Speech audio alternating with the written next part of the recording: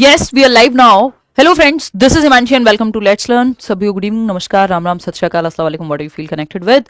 Start करेंगे आज का सेशन. बेसिकली एक छोटी सी इन्फॉर्मेशन है जो कि करेक्शन है. आरआरबी यानी रेलवे रिक्रूटमेंट बोर्ड ने जो वैकेंसीज निकाली थी उसमें एलिजिबिलिटी क्राइटेरिया के अंदर उन्होंने बीएड लिखा हुआ था, प्राइमरी में भी अलाउ किया हुआ था. अगर हम ऑन पेपर्स देखें तो उनके नोटिफिकेशन में, जो कि उन्होंने एडिट नहीं किया होगा पिछले जब भी लास्ट नोटिफिकेशन आया था उससे, तो वो एज इट इज दे दिया होगा. ये हम मान करके चल रहे थे. ये पूरा संभावना इसकी थी भी. संभावना क्या, क्योंकि जब सुप्रीम कोर्ट से ही बात ये हो चुकी है कि बीएड वालों को प्राइमरी में अलाउ नहीं किया जा सकता, तो बीएड वाले प्राइमरी के लिए एलिजिबल बनते ही नहीं है, उनका प्राइमरी में होना बनता ही नहीं है एज पर द नॉर्म और रूल. वो बात अलग है कि 6 साल जो केस चला उसके बाद फिर बहुत लोगों को समस्या हुई उसकी वजह से, और काफ़ी लोगों ने बीएड किया था, उस सारा वो अलग मसला है.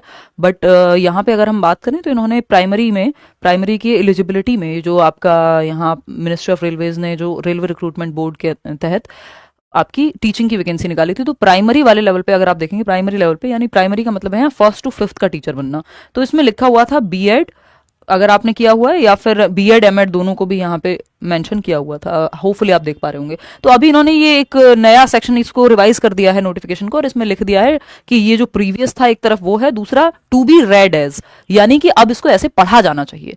ठीक है ना. तो अगर हम देखें यहाँ तो बीएड यहाँ लिखा हुआ था और बीएड एमएड दोनों लिखा हुआ था एलिजिबिलिटी क्राइटेरिया में. इन दोनों सेक्शंस को यहाँ से हटा दिया गया है.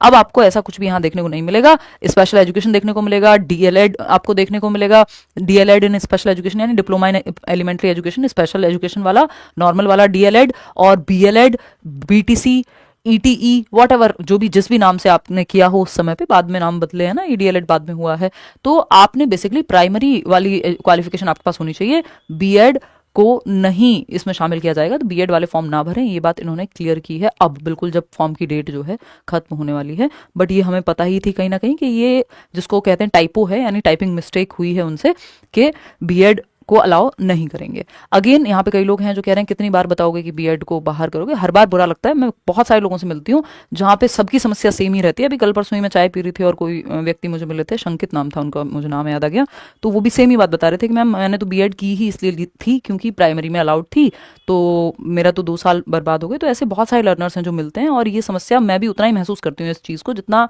आप कर रहे हैं, शायद उससे थोड़ा बहुत कम या ज़्यादा, क्योंकि बीएड बहुत सारे ऐसे लोग हैं जिन्होंने बीएड किया ही इसलिए था कि वो प्राइमरी में अलाउड था एक टाइम पे. बट वो 6 साल केस चलने के बाद 2018 से और अब तक की जो कहानी है पिछले साल जो आई सामने, कि बीएड को नहीं रख सकते प्राइमरी में फॉर डिफरेंट रीजंस, के उनको उतनी वो उस चीज़ के लिए बने ही नहीं है प्राइमरी में पढ़ाने के लिए एंड ऑल. सुप्रीम कोर्ट से जो फाइनल एक वर्डिक्ट था, तो उस जजमेंट पे हम कुछ कर भी नहीं सकते हैं.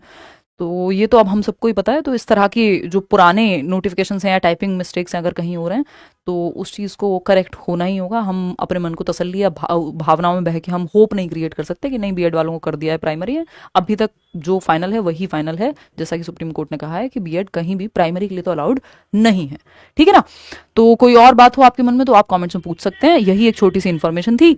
और फॉर्म आपने होपफुली भर दिया होगा. आप तैयारी कीजिए. बेशक वैकेंसी कम है. मैं कोई बैच तो हम लोग लेकर के आए नहीं है आरआरबी का, बट ये मैंने पहले भी आपको कहा था, बेशक वैकेंसी कम है, बट आप एक बार पेपर की उस तरह से तैयारी करते हैं, एक मेंटेलिटी तैयार होती है. आप एक प्रॉपर टाइमिंग से लेकर के सब कुछ जब आप पेपर अटेम्प्ट करते हैं तो एक सीरियसनेस आती है और आपको पता लगता है आपकी तैयारी कितनी है, क्योंकि कॉमन सब्जेक्ट्स हैं तो कॉमन सब्जेक्ट्स का तो सिलेबस सभी जगह सेम है.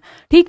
तो पेपर जरूर दे करके आइएगा और अपना बेस्ट भी दे करके आइएगा. ऐसा नहीं है कि जो कम वैकेंसी है उनमें लोगों को नहीं मिलेगी नौकरी. जो अच्छा करेंगे उनको मिलेगी ही, जो अच्छा नहीं कर पाएंगे उनको फीडबैक मिल जाएगा, है ना. चलिए, ये कहने से मेरी जेब में कुछ नहीं आने वाला है. अगेन आपके लिए बेहतर है, मेरी सलाह यही है. चलिए, टेक केयर, ध्यान रखिए अपना. जल्दी मिलेंगे. नेक्स्ट कोई भी इन्फॉर्मेशन अगर आती है तो मैं कोशिश करती हूँ थोड़ा बहुत देरी से सही, बट आप तक पहुँच जाए. Thank you so much. तो आरआरबी में या कहीं पे भी जहाँ भी टीचिंग की वैकेंसी आ रही है गवर्नमेंट जॉब में, बीएड वालों को प्राइमरी में नहीं अलाउ करते, है ना. टेक केयर, बाय बाय, धन्यवाद आपका. Thank you so much.